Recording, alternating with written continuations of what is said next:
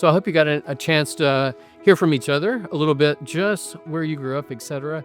And it's really important to maybe look at the fact of, all right, how old was I when that happened, and what did that look like? One of the things about Gospel Conversations is that this is something that Brentwood has decided is one of the 5 goals that the church has.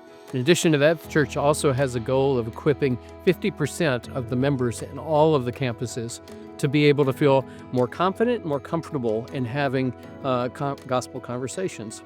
So where does our background come from? Where's the material come from? Well, we are people who've collected lots of things over the years, pulled them all together, but it was born out of the fact of a church plant that we've worked with in Edinburgh, Scotland, named Hope City.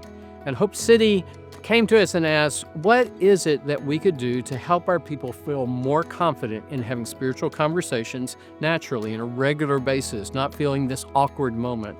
And so we pulled together material, began these labs a few years back, and really began to equip the church. One of the positive things that came out of that is that after a year of focusing on that, 36% of the congregation said they felt more confident in sharing their faith in public settings than they had the year before. And we really pray for that for Brentwood as well, that as you go through this lab, that this will give you that same type of confidence and be able to move forward.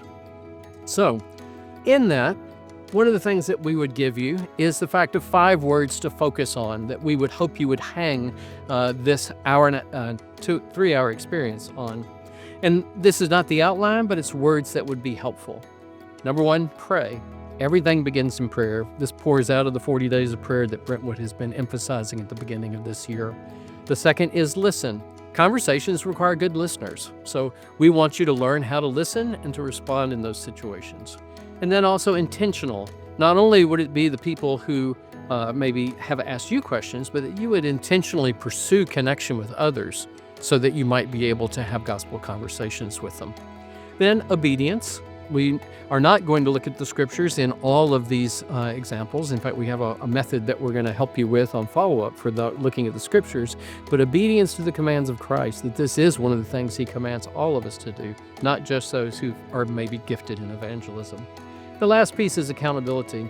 And we really encourage people to invite others to help them in the goals that they will set after this lab and to be able to follow through. So, Matt, the pastor of Hope City Church, would say, oh, you're missionaries. You ought to be able to do really well with this. So one of the things that he asked us about was, what is it in Scripture, biblical truths, that activate someone to actually implement sharing freely and regularly with others? And so we studied Scripture together and came up with 8 statements that would, perhaps they're biblical truths, and if I actually live that truth out, it would change my behaviors.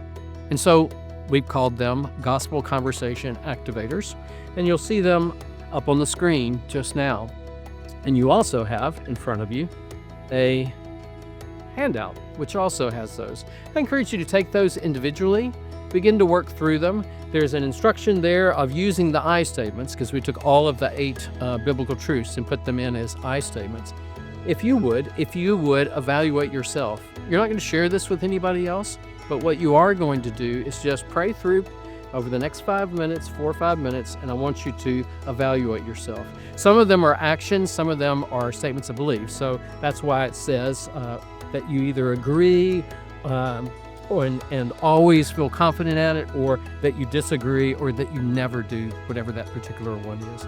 An example is, I believe absolutely anyone can come to a saving faith in Jesus. Rate yourself. Do you actually believe that? And if you do, then what would be some actions that would follow that? So take a few minutes, work on that. And like I said, you're not going to share it with anyone else unless you choose to later, but just evaluate and work through those 8 statements. Thanks. Take a few minutes.